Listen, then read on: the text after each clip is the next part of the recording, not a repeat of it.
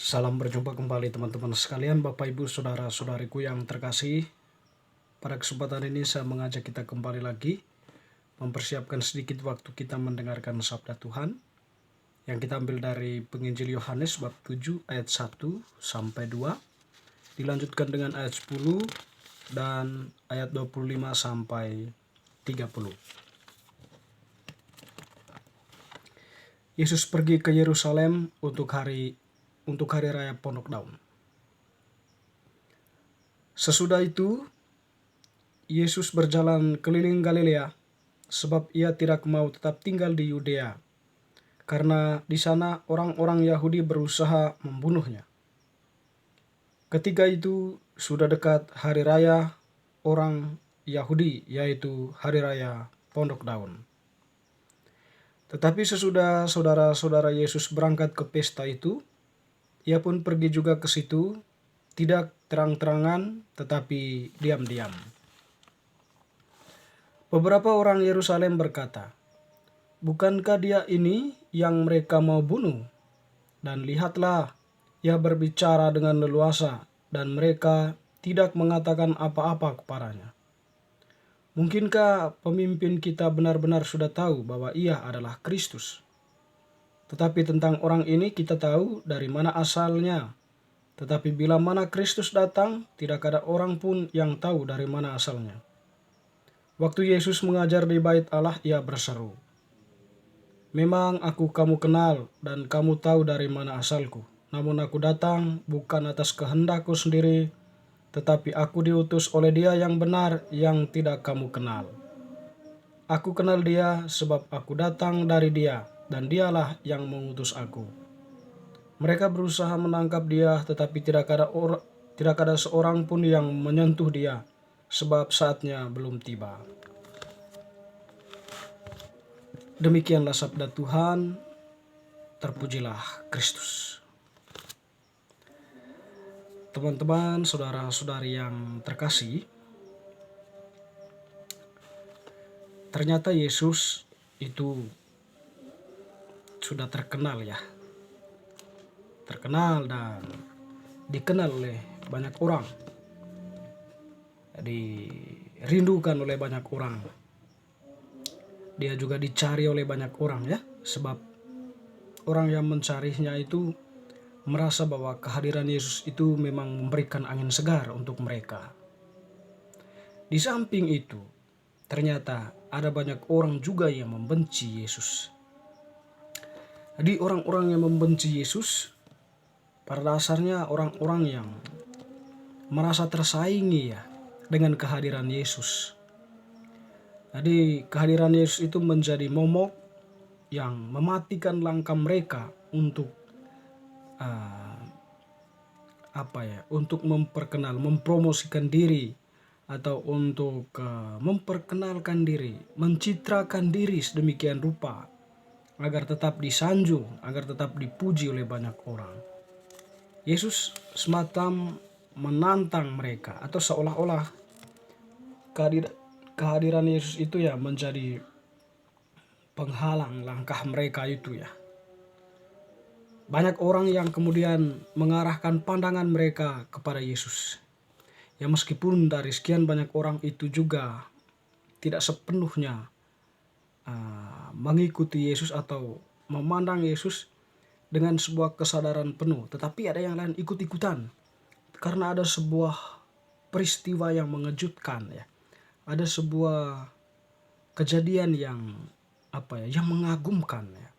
Sehingga mereka pun terkagum-kagum dan memandang Yesus itu sebagai seorang yang luar biasa. Tapi belum sepenuhnya ada kesadaran bahwa Yesus itu sungguh-sungguh adalah Mesias, Kristus itu. Hal itu nanti dibuktikan ketika Yesus dalam jalan salibnya, penderitaannya itu. Mereka juga itulah yang mengolok-olok Yesus, yang kadang-kadang memprovokasi, dan suara sumbang ya berusaha untuk menyingkirkan Yesus, atau berusaha untuk agar Yesus itu dihukum gitu ya.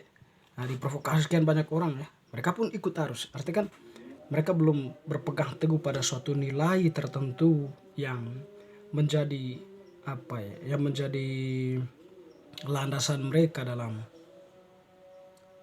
menempatkan diri pada satu titik tertentu, atau apa yang kita bilang punya moto gitu ya, prinsip hidup ya, belum sampai kepada situ.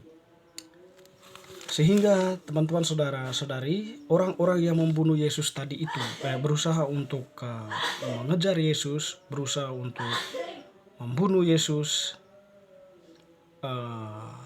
terus ya, atau semacam memata-matai Yesus ya. Bukankah dia ini yang mereka mau bunuh?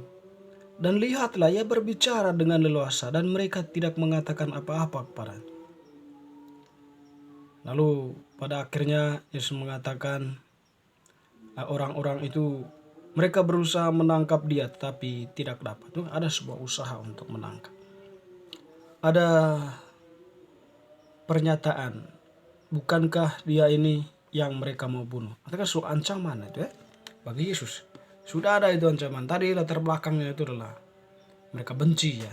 Mereka tidak suka dengan semacam penghalang ya, untuk Yesus ya, untuk mereka bisa berkembang. Bukan berkembang dalam arti seperti Yesus ya, mengembangkan iman, memberikan harapan kepada orang banyak, tapi berkembang dalam konsep mereka sendiri yang kemudian mereka ajarkan itu, mereka sampaikan itu kepada umat, kepada pendengar mereka. Bapak Ibu saudara-saudari yang terkasih,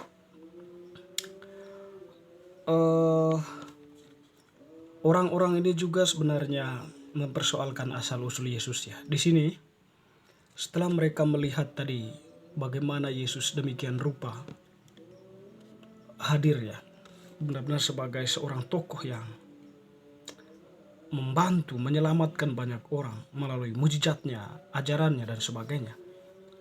Mereka kemudian bertanya tentang asal-usul Yesus ya. Dan mereka tahu tentang asal-usulnya. Ya.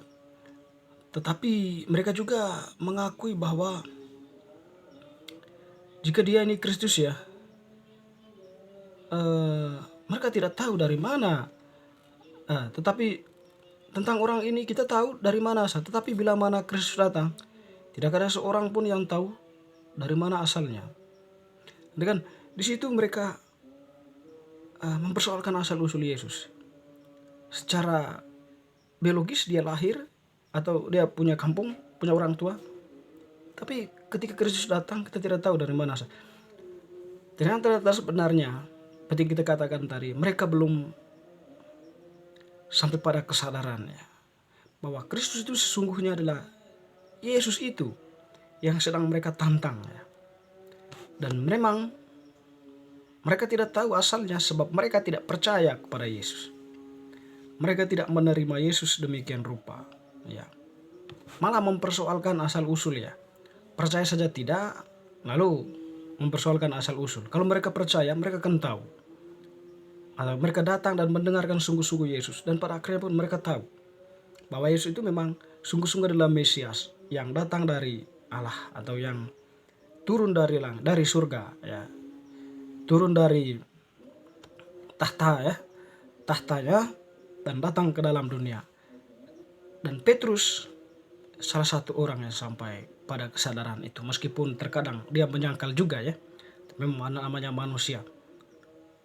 Engkau adalah Mesias dari Allah. Itu. Jadi Petrus sampai ke situ. Teman-teman saudara-saudari yang terkasih, bacaan hari ini sebenarnya mengajak kita ya, sesungguhnya bahwa Yesus adalah Tuhan kita. Dia menderita, dia wafat di salib dan bangkit untuk kita.